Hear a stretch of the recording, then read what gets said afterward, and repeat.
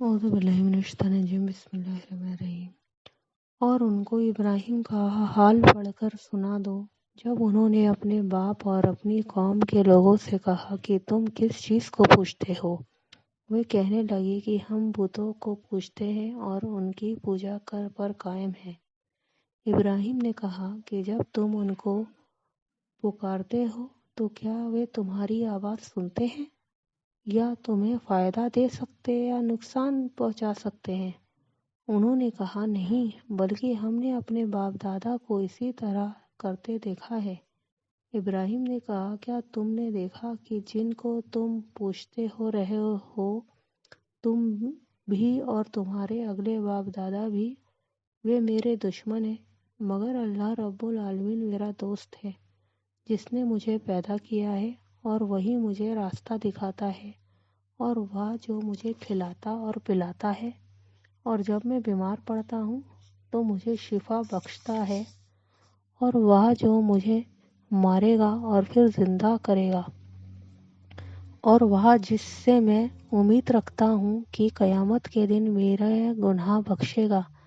اے پروردگار، مجھے علم اور سوجھ بوجھ عطا فرما اور نیکوں میں شامل کر، اور پچھلے لوگوں میں میرا ذکر جاری کر، اور مجھے نعمت کی بہشت کے وارثوں میں کر، اور میرے باپ کو بخش دے کہ وہ تم گمراہوں میں سے ہے۔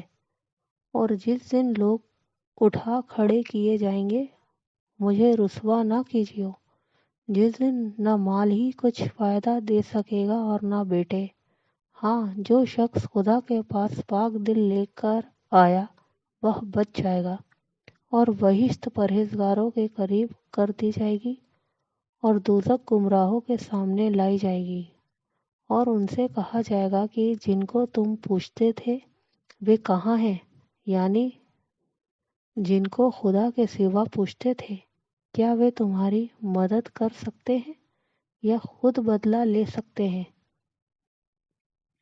تو وہ گمراہ یعنی بت اور بت پرست اوندھے منہ دوزخ میں ڈال دیے جائیں گے، اور شیطان کے لشکر سب کے سب جہنم میں داخل ہوں گے۔ وہاں وہ آپس میں جھگڑیں گے اور کہیں گے کہ خدا کی قسم ہم تو کھلی گمراہی میں تھے، جبکہ تمہیں خدائے رب العالمین کے برابر ٹھہراتے تھے، اور ہم کو ان گنہگاروں ہی نے گمراہ کیا تھا۔ تو آج نہ کوئی ہمارا سفارش کرنے والا ہے اور نہ گرم جوش دوست۔ کاش ہمیں دنیا میں پھر جانا ہو تو ہم مومنوں میں ہو جائیں، بے شک اس میں نشانی ہے اور ان میں اکثر ایمان لانے والے وہیں، اور تمہارے پروردگار تو غالب اور مہربان ہے۔ اور تمہارا پروردگار تو غالب اور مہربان ہے۔